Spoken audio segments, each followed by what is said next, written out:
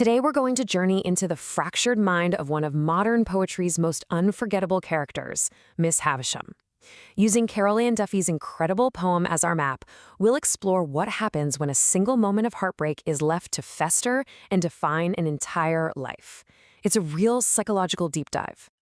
And we dive right in. The poem just explodes from the very first line with these three words.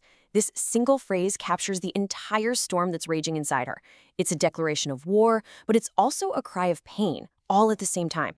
So right out of the gate, Duffy hits us with this powerful literary device, an oxymoron. You have beloved and sweetheart crashing right into bastard. It's brilliant because it shows us her warring emotions immediately. She still feels that love, but it's curdled into this potent, all-consuming hatred.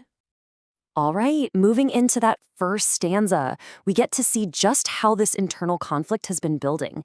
This is where we meet Havisham's raw, obsessive anger and her one, single, burning desire, revenge.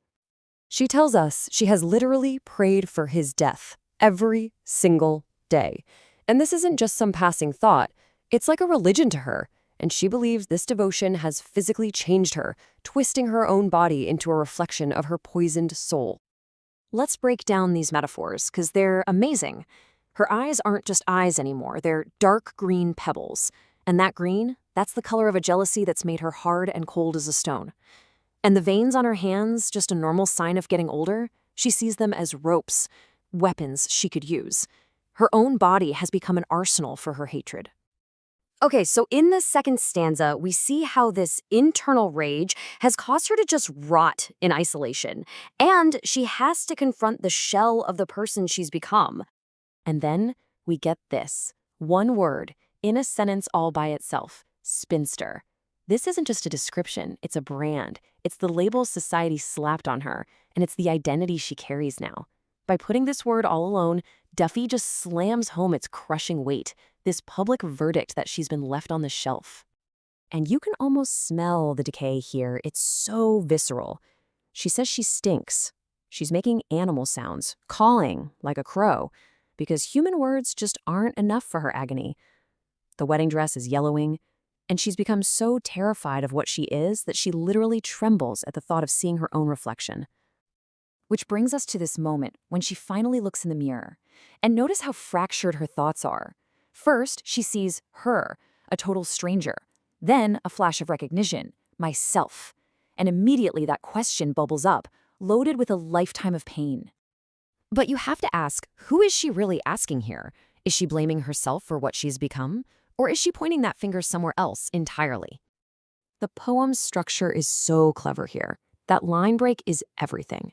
The phrase, "who did this," just hangs there for a second. And for that second, it feels like she might be blaming herself. But then the line breaks and she adds, "to me." It's this brilliant little trick that shows her shifting the responsibility. In her mind, she's the victim, period.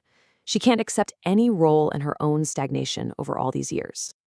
But, it's not all rage and decay.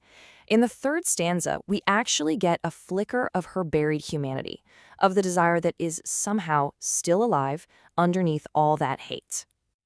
So on some nights, her memories give her a brief escape.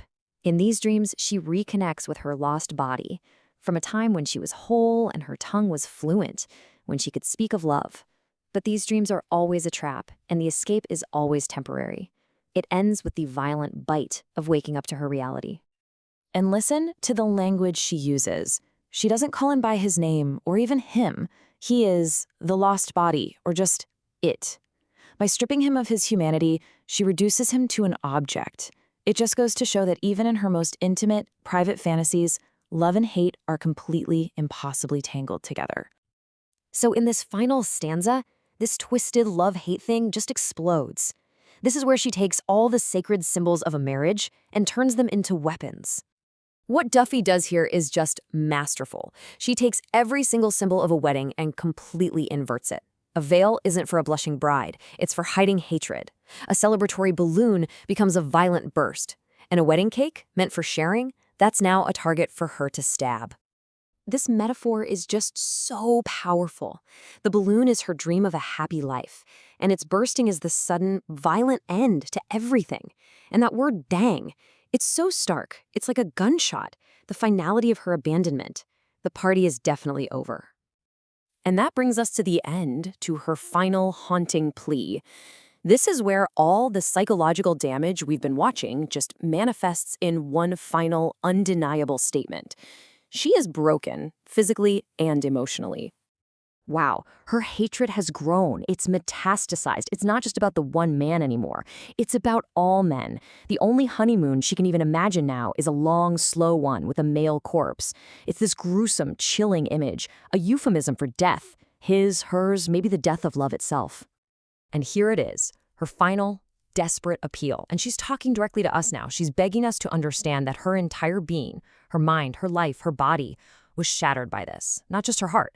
And then look at that last word. The word itself, breaks, is broken. That stutter shows us she is literally and figuratively falling apart, sobbing out her last words. So we're left with this question, aren't we? She's a woman frozen by a devastating trauma, for sure. But she's also someone who nurtured her hatred until it grew into something monstrous. Duffy doesn't give us an easy answer. She just leaves us to think about this tragic, complex life. Is she a victim? A monster of her own making? Or is she just a chilling portrait of what happens when the heart, well, when it breaks?